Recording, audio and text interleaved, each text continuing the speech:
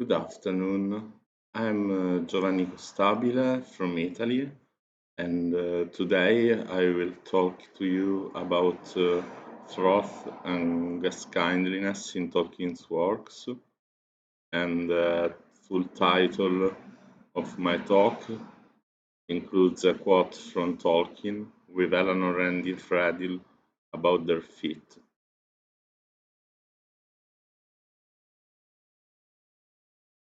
I'm going to start from the subject of troth as related to adultery,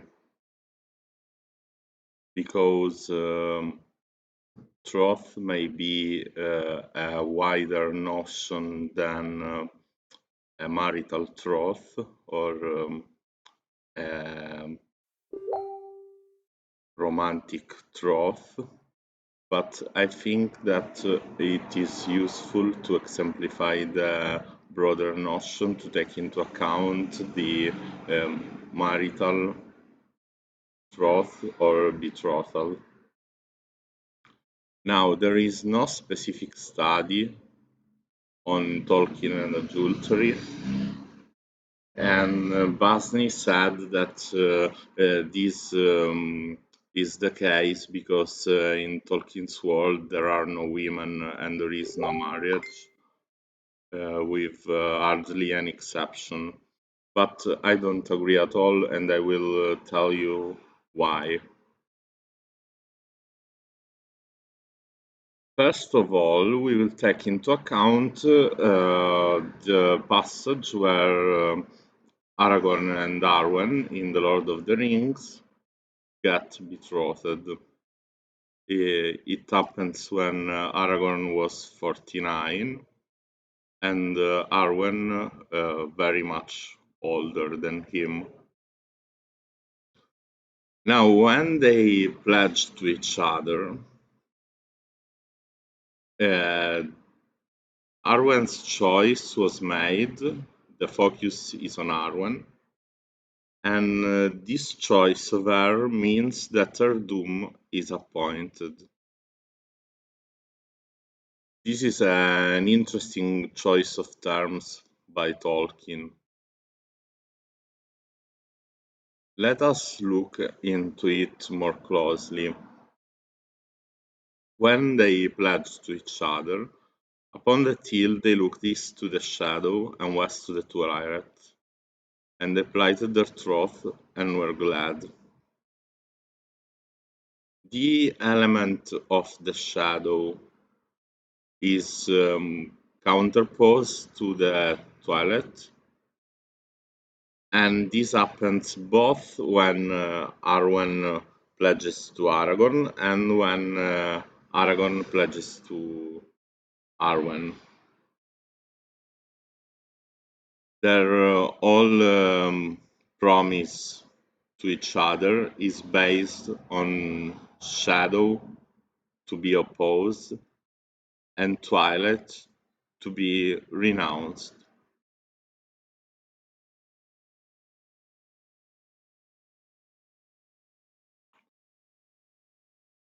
This means that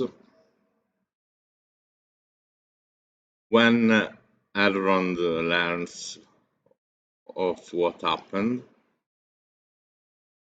his heart was grieved and found the doom long feared none the easier to endure.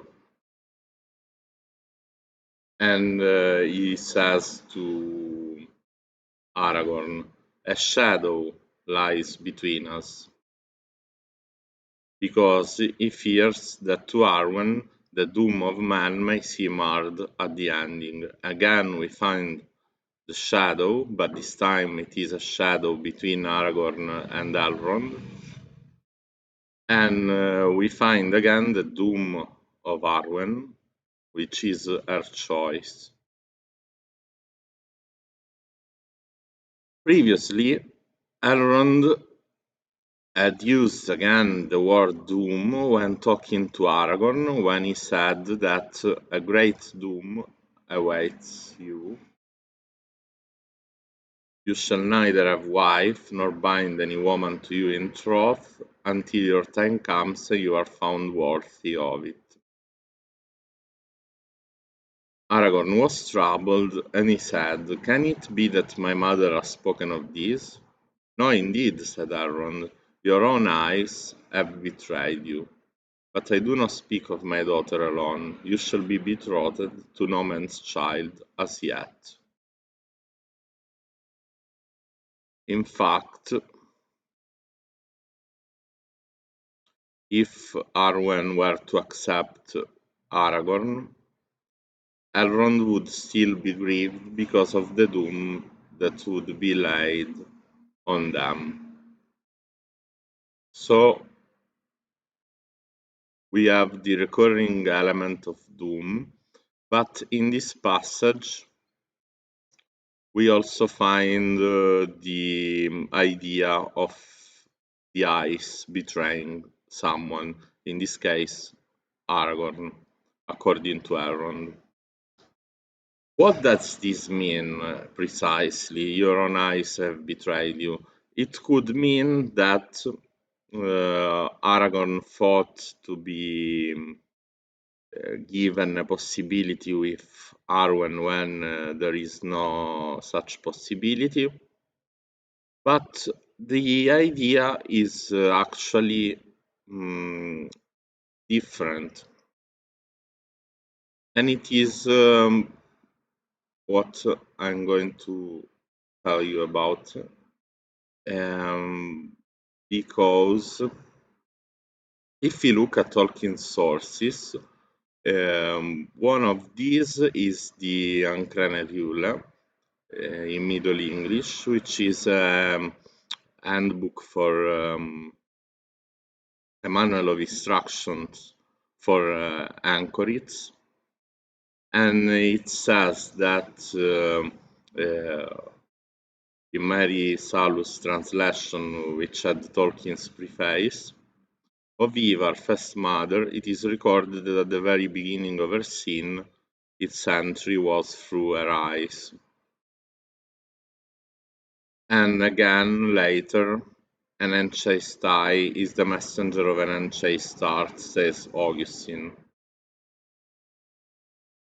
So, there is an idea of sin entering one's soul through the eyes. But one might wonder what has this to do with Aragorn and Arwen.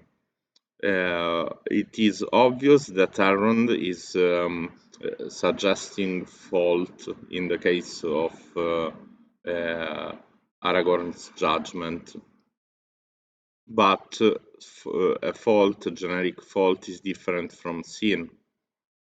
Nonetheless, we find in Augustine the idea that after sight, which is the first step in sin, there are the following stages of suggestion, delight, and consent. So suggestion is the same as sight, then there is delight or pleasurable thought, and then there is consent. The suggestion takes place when the attractive object is perceived, the delight in the contemplation of the object or of its image with a view to fleshly satisfaction, and if this delight is not repressed by the reason consents to it. Which means that then there is the deed, the actual sin. Now, this is found also in John the Scot, precisely the same account, but we'll skip this and move on to Andreas Capellanus, because in his account, sin is reformulated, sin as per Augustine and John the Scot is reformulated in terms of love. Love is a certain inborn suffering, passio, writes Andreas, derived from the sight of an excessive meditation upon the beauty of the opposite sex. which causes each one to wish above all things the embraces of the other, and by common desire to carry out all of love's precepts in the other's embrace. Now, we can see that in Andreas Capellanus' account, the idea of sin changes into love, and there's been much debate concerning whether he thought of love as sin or whether he only had in mind adultery.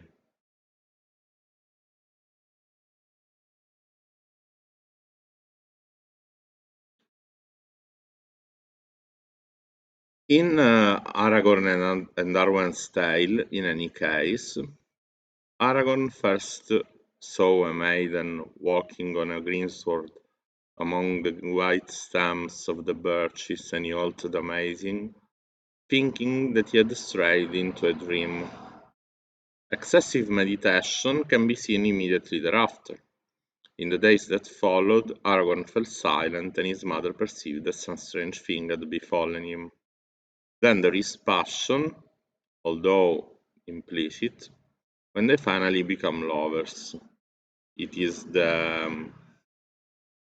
a scene preceding their actual betrothal, when for a season they wandered together in the glades of Lothlorien until it was time for him to depart.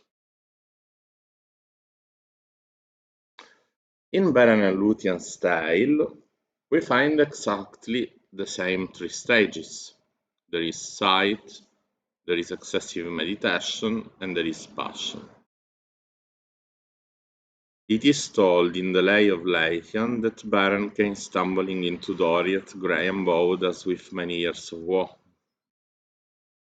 So great had been the torment of the road, but wandering in the summer in the woods of Neldoreth, he came upon Lúthien, daughter of Thingol and Melian, at the time of evening under moonrise, as she danced upon the unfading grass in the glades beside Esgalduin. Then all memory of his pain departed from him, and he fell into an enchantment, for Lúthien was the most beautiful of all the children of Ilúvatar. So, Tolkien is repurposing Andreas' account in a way that makes us think that he didn't actually identify the three stages with sin as in Augustine, but with love as in Andreas himself.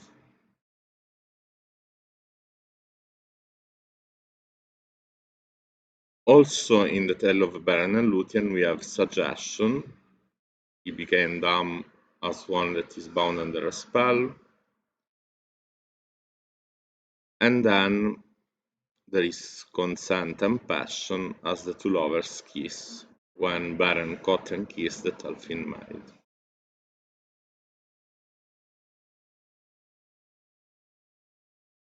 Now, returning to Aragorn and Arwen, we know that Aragorn says that Éowyn only loved a shadow and a thought when she thought of him. But this choice of words, besides reminding us of the pledge between Aragorn and Arwen because of the shadow, it is also a reformulation of Tolkien's of a peculiar Middle English expression, which is found in a few variants as phantom and fairy, phantom and dream, or even other forms.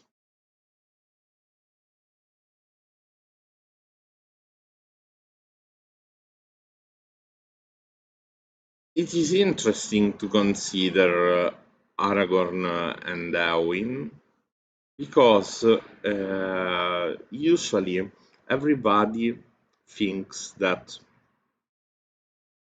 uh, Aragorn just turned her down, basically.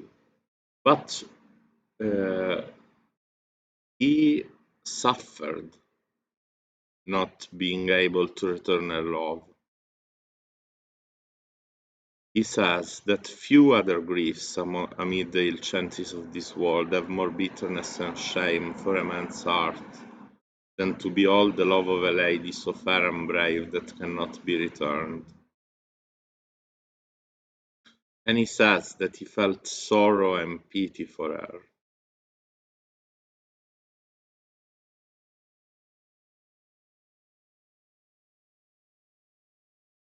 So, Tolkien believed that the troth between lovers was as binding as actual marriage, and he also thought that unrequited love was more sorrowful than death itself, since Aragorn said that the suffering that he felt for Eowyn never left him even on the paths of the dead.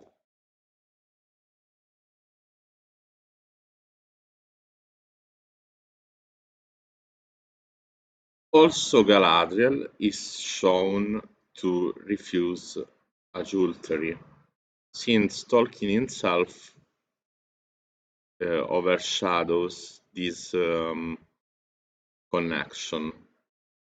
He says that every character, including Galadriel, is tempted at some point, and he says this in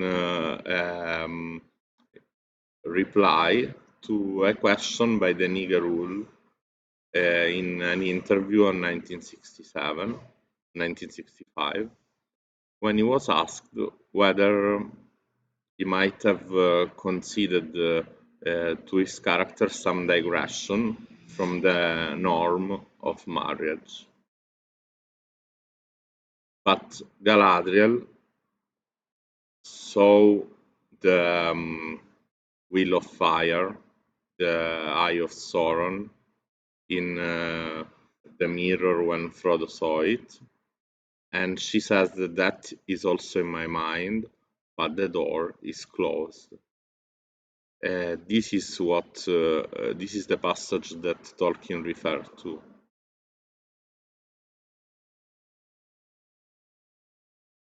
Moving to Guest-kindliness, we can see that in this whole picture, love is thought of as a guest entering the window of the male soul who acts as the host. Woman would be man's guest. Instead, it is precisely the opposite, and this, in Tolkien, can be seen by the fact that both Beren and Aragorn are guests in the Elven realms where the romances with their elven partners begin, either in Doriath or in Rivendell.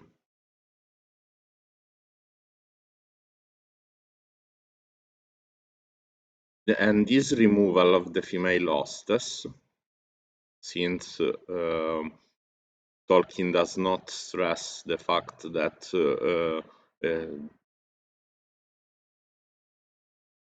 his characters are guests of a female hostess, means that it is secured the divergence of his fantasy from Augustine and adultery of the heart.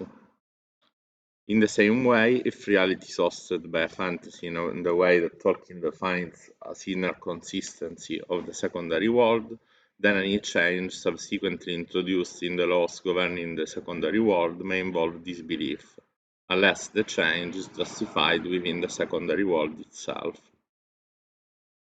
It is not the human mind that is entered by a fantasy, but the human mind that may enter a fantasy. Or, as Tolkien famously put it, new form is made, fairy begins, man becomes a sub-creator.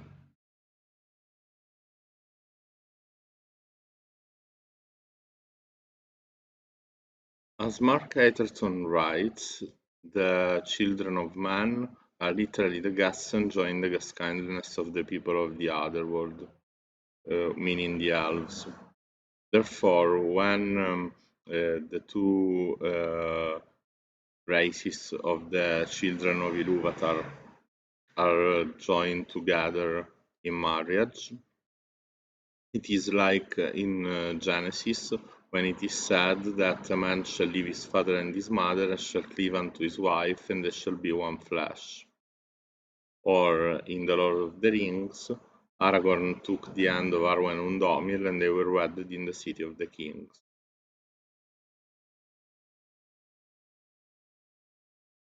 Gel, Athan, Irem, Samar, and thanks.